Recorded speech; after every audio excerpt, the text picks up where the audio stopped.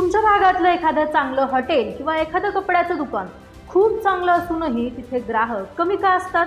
आणि दुसरीकडे एखादा 4 दिवसांपूर्वी सुरू झालेला बिझनेस इंस्टाग्रामवर व्हिडिओ टाकून हजारो ऑर्डर्स कसा मिळवतो? असं का होतं माहिती आहे? कारण बिझनेसमध्ये एकाला मार्केटिंग येतं आणि दुसऱ्याला नाही. आजचा बिझनेस प्रोडक्टवर नाही तर मार्केटिंगवर चालतो. आणि म्हणूनच आजच्या भागात आपण जाणून घेणार आहोत डिजिटल मार्केटिंग एजन्सी बिझनेसबद्दल. आज जवळपास प्रत्येक व्यवसाय ऑनलाईन यायचा प्रयत्न करतोय, पण त्यांना ते करून देणारे लोक अजूनही खूप कमी आहेत. आणि म्हणूनच हा बिझनेस पुढील 10 वर्षांनी सुद्धा मागणीत राहणार आहे. नमस्कार मंडळी, मी प्रीती. तुम्ही पाहत आहात नवी अर्थक्रांतीची खास सिरीज बिझनेसच्या भन्नाट आयडिया.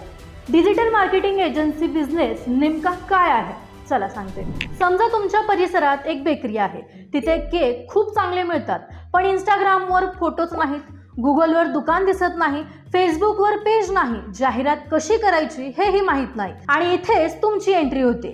तुम्ही त्यांच्यासाठी काय करू शकता तर इंस्टाग्राम हँडल सांभाळू शकता, रील्स बनवू शकता, Google ad, Facebook ad, logo, website, content हे सगळं करून देऊ शकता.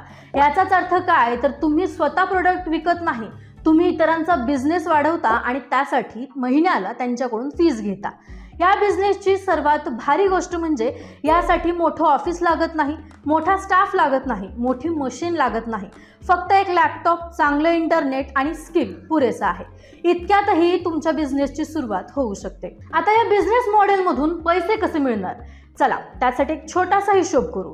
समजा तुम्हाला फक्त 5 ग्राहक मिळाले आणि प्रत्येकाकडून 20,000 रुपये महिना चालू झाला. महिन्याचा टोटल इन्कम 1 लाख पर्यंत जाऊ शकतो. जर काही काम फ्रीलान्सर कडून करून घेतलं तर चांगलं मार्जिन राहू शकतं. जसे जसे क्लायंट वाढतील तशी तशी टीम वाढेल आणि तुमची एजन्सी देखील वाढत राहील. आता तुमच्या सगळ्यांच्या मनात एक प्रश्न नक्कीच आला असेल, हा बिझनेस कोणासाठी योग्य आहे? जर तुम्ही कॉलेज स्टुडंट असाल, जॉब करत असाल, ग्राफिक डिझायनर असाल, व्हिडिओ एडिटर, कंटेंट रायटर किंवा सोशल मीडिया वापरण्यात चांगले असाल तर हा बिझनेस तुमच्यासाठी उत्तम पर्याय ठरू शकतो. यासाठी सर्वात आधी एक स्किल निवडा, जसं की Meta ad, Google ad, content किंवा सोशल मीडिया मॅनेजमेंट. दुसरं म्हणजे तुमचा पोर्टफोलिओ तयार करा. तिसरी गोष्ट म्हणजे स्वतःची वेबसाईट आणि इंस्टाग्राम पेज सुरू करा. आणि चौथी महत्त्वाची गोष्ट म्हणजे तुमच्या भागातील 10 बिझनेसेसना भेट द्या. त्यांना सांगा आम्ही तुमचा बिझनेस ऑनलाईन वाढवू शकतो. पहिले 2-3 ग्राहक मिळाले की पुढचे ग्राहक त्यांच्या रेफरन्समधून येतातच. मित्रांनो, ह्या बिझनेसचं सगळ्यात मोठं चॅलेंज म्हणजे हा बिझनेस सुरू करणं कठीण नाही, पण रिझल्ट देणं कठीण आहे. कारण क्लायंट लाईकसाठी पैसे देत नाहीत, त्याला सेल्स हवा असतो.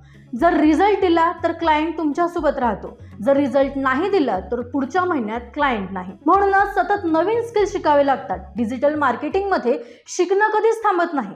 आज प्रत्येक बिझनेस ऑनलाईन जातोय, पण प्रत्येक business owner digital marketing expert होऊ शकत नाही.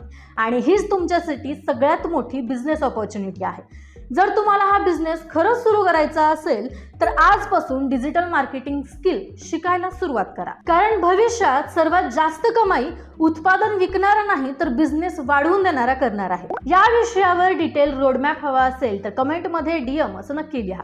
व्हिडिओ आवडला असेल तर लाईक करा, शेअर करा आणि नवी अर्थक्रांतीच्या YouTube चॅनलला सबस्क्राईब करायला विसरू नका.